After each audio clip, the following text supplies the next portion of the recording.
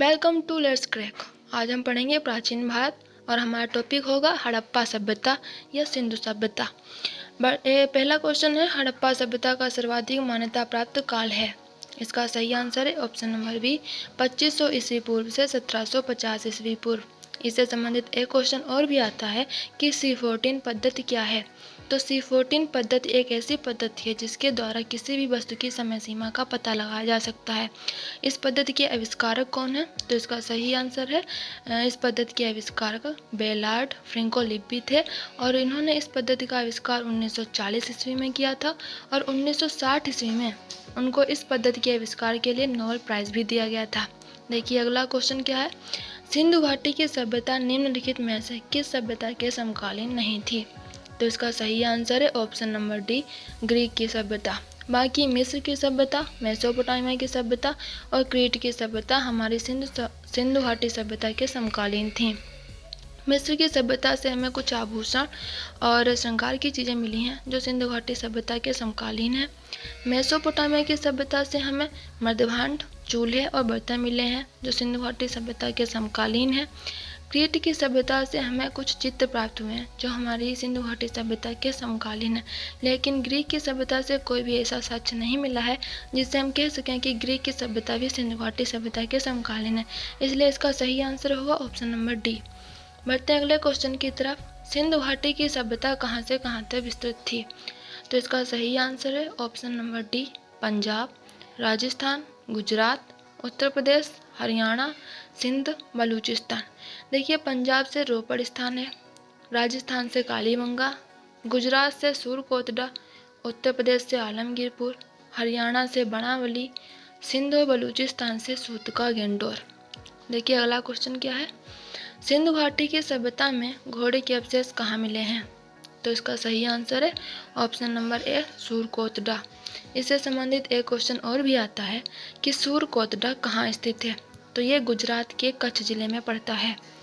देखिए अगला क्वेश्चन, सिंधु घाटी स्थल कालीबंगन किस प्रदेश में है? तो इसका सही आंसर है राजस्थान।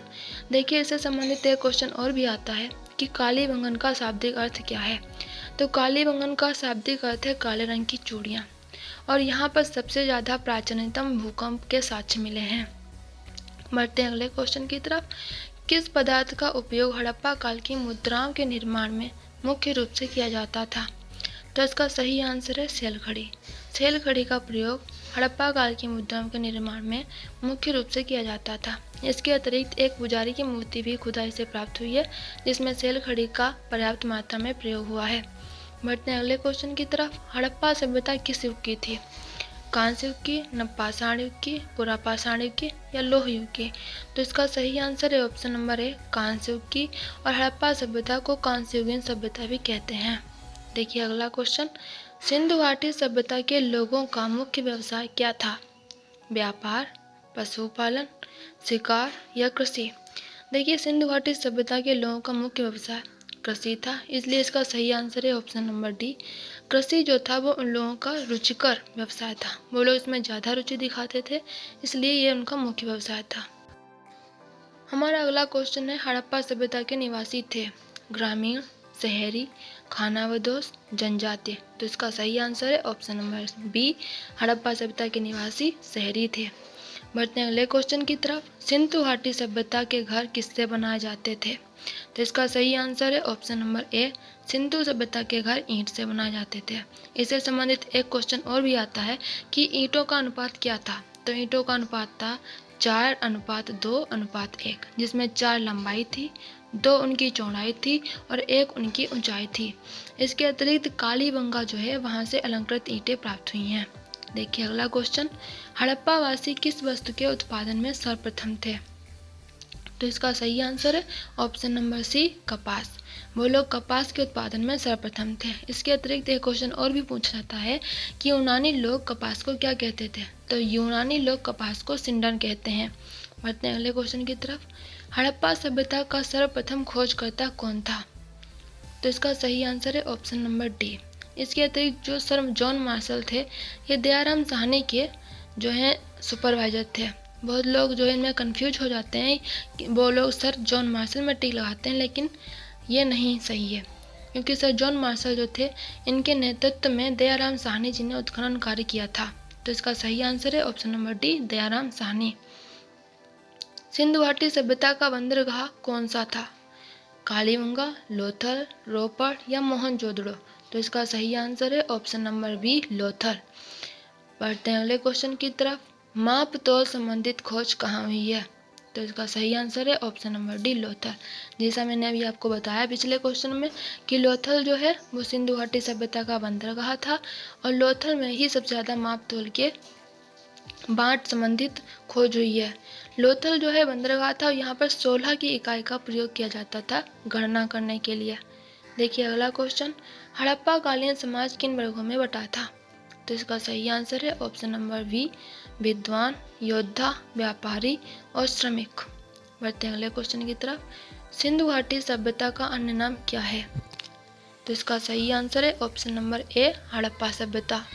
देखिए अगला क्वेश्चन, ये नोट है, वे देवी तथा देवताओं दोनों की पूजा करते थे। तो ये आपको ध्यान में रखना है क्योंकि इससे संबंधित क्वेश्चन आते हैं। देखिए वो देवी और देवता दोनों की इसलिए कह रहे हैं क्योंकि उत्खनन से दोनों की मूर्तियाँ प्राप्त हुई हैं। एक देवी की मिली है जिनके गर्भ से एक पौधा निकलता हुआ दिखाई दिया है जिसे सामान्यतः पृथ्वी की मूर्ति माना गया है, और वहाँ की मुद्राओं में देवताओं के चित्र मिले हैं। तो इसका ध्यान रखिए आप लोग। बढ़ते हैं अगले क्वेश्चन की तरफ। हड़प्पा सभ्यता की खोज किस वर्ष हुई है? तो इसका सही आंसर है ऑप्शन नंबर डी, 1921 में। और अब पहले ही मैंने आपको बताया कि हड़प्पा सभ्यता की खोज दयाराम साहनी ने की थी और सन था 1921। देखिए अगला क्वेश्चन, हड़प्पा के लोगों की सामाजिक पद्धति थी। तो इसका सही आंसर है उचित समतावादी। वैसे अभी ये विवादास्पद है लेकिन फिर भी आप लोग ध्यान रखिए। बढ़ते हैं अगले क्वेश्चन की तरफ। सिंध का नखली स्थान या बाग हड़प्पा सभ्यता के किस क्षेत्र को कहा जाता है? तो इसका सही आंसर है option number D, Mohenjodaro. Mohenjodaro को सिंध का नखली स्थान और बाग कहा जाता है। वैसे मोहनजोदड़ो का शाब्दिक अर्थ है मृतकों का टीला। देखिए आखिरी क्वेश्चन इस वीडियो का, हड़प्पा सभ्यता के संपूर्ण क्षेत्र का आकार किस प्रकार का था? तो इसका सही आंसर है ऑप्शन नंबर डी, त्रिभुजाकार।